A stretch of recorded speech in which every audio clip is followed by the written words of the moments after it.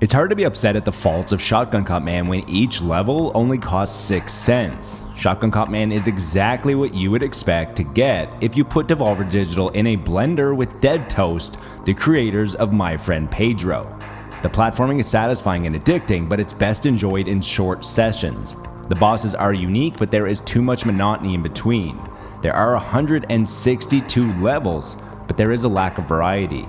For every pro, there is a con, but Shotgun Cop Man isn't here to win awards.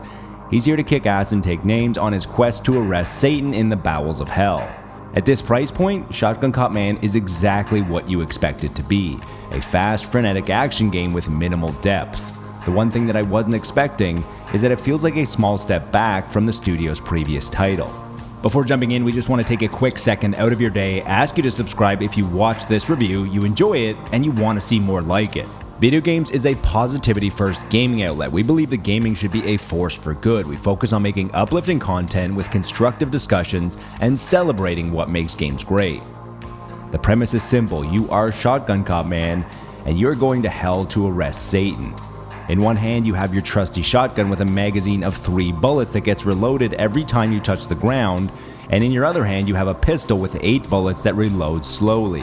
The pistol can keep you in the air, but it's more about doing your secondary tasks. You need to use the explosive nature of your shotgun to move around the level because your legs are too stubby to jump. You will also find other weapons that have limited ammo from machine guns, spread shooters, and other shotguns, but they don't change the experience in any drastic manner. Shotgun Cop Man would likely be challenging enough with just the precision platforming by way of shotgun, but you will also need to eliminate hordes of demons at the same time. As mentioned earlier, there are 162 stages spread across 9 different levels. The levels in Shotgun Cop Man are addicting and bite-sized. As mentioned, with over 162 levels, there is a very strong value proposition if you like challenging platformers. If you divide the cost of $9.99 USD, it works out to 6 cents per level. Then there are the challenges to complete on each level, which will also keep you busy. There are 3 objectives that you need to accomplish: no damage, kill everything, and speedrun. On the 17th stage of each level, there will be a boss fight, which gives Shotgun Cop Man a well-needed injection of variety and challenge. The biggest drawback to Shotgun Cop Man was the amount of repetition across all aspects of the game. The platforming didn't overly evolve from one level to the next. The environments all felt very similar with color palettes that were hard to differentiate.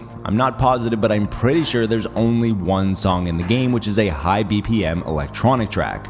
It pairs well with the game's fast and frenetic movements, but it did grow tiresome. The last area that could have used a little more variation were the enemies, as they were mostly floating red minions or a slight variation on it. I'm a little surprised that Shotgun Cop Man feels like a step backwards for Deadtoast after My Friend Pedro. I was expecting a short game with attitude, precise controls, and a lot of killing, and that's exactly what Shotgun Cop Man is. Shotgun Cop Man is best used in smaller doses, but it could easily serve as a very nice palate cleanser between heavier titles. Shotgun Cop Man is weird, addictive, inexpensive, and exactly what you need from Devolver and Deadtoast. That's all for today, and until next time, be good to your fellow gamer, but more importantly, be better to your fellow human.